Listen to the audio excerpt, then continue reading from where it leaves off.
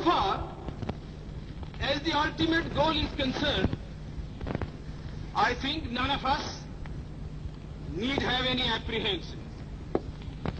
None of us need have any doubt.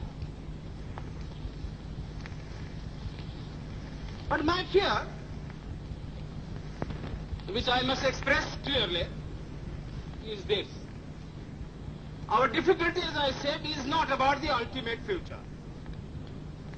Our difficulty is how to make the heterogeneous mass that we have today take a decision in common and march in a cooperative way on that road which is bound to lead us to unity.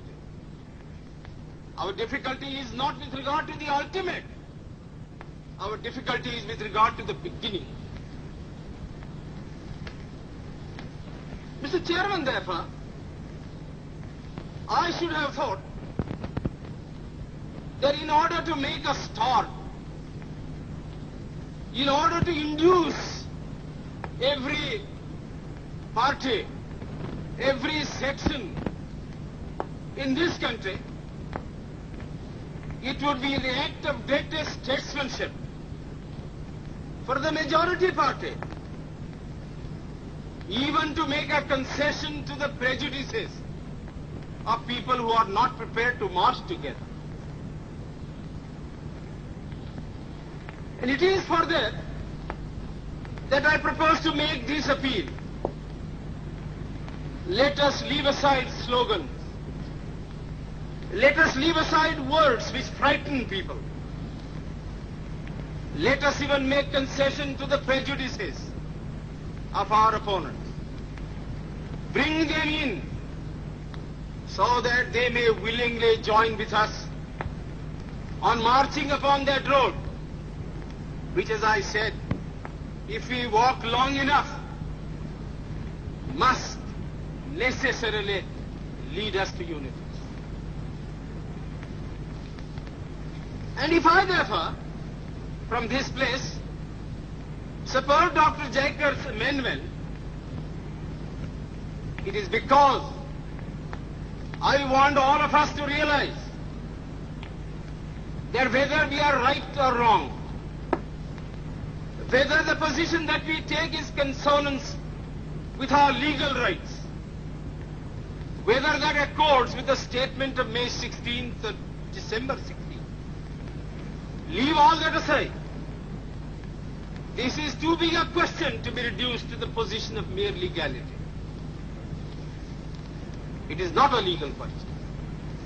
I say leave aside all these considerations and make some attempt whereby those who are not prepared to come will come. Let us make it possible for them to come. That is my appeal. In the course of the debate that took place, there were two questions which were raised, and which struck me so well that I took the trouble of taking them down on a note paper. The one question was, it was asked, I think, by my friend, the Prime Minister of Bihar, who spoke yesterday in this assembly. He said, how can this resolution prevent the League from coming into the Constituent Assembly?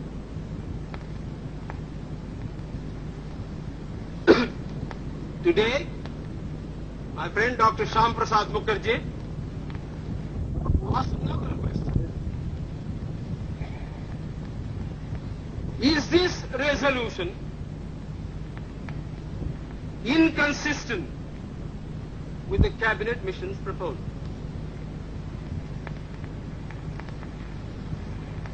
Now, sir, I think they were very important questions. And they I think, ought to be answered. And answered categorically. I do maintain that this resolution, whether it is intended to bring about the result or not, whether it is the result of cold calculation or whether it is a mere matter of accident, is bound to have the result of keeping the Muslim League out. And I'll substantiate what I said. Sir, I invite your attention to paragraph 3 in the resolution, which I think is very significant and very important. Paragraph 3 envisages the future constitution of India. I do not know what is the intention of the mover of the resolution, but I take it that it is a sort of, after this resolution is passed, it will act as a sort of a directive to the Constituent Assembly to frame the Constitution in terms of paragraph 3 of the resolution. What does paragraph 3 speak of? Paragraph 3 says that in this country there shall be two different sets of polity. One at the bottom, the autonomous provinces or the state, or such other areas as care to join a united India. These autonomous units will have full powers. They will have also residuary powers. At the top and over the provincial units, there will be a union government having certain subjects for legislation, for execution and for administration. So as I read this part of the resolution, I do not find any reference to the idea of grouping an intermediary structure between the union on the one hand and the provinces on the other.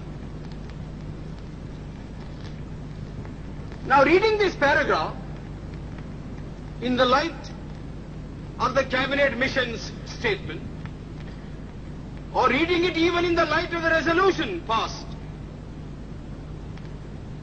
having said that we do not want a strong center, and having accepted that there must be or should be an intermediate polity, a sub-federation between the union government and the provinces, I like to know why there is no reference in paragraph 3 to the idea of grouping.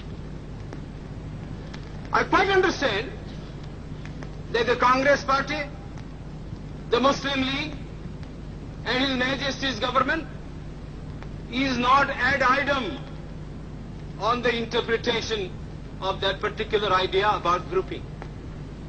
But I always thought, and I will be prepared to stand corrected if it's shown that I am wrong, that at least it was agreed by the Congress Party that if the provinces who are to be within the different groups consent to form a union or a sub-federation, the Congress would have no objection to that proposal.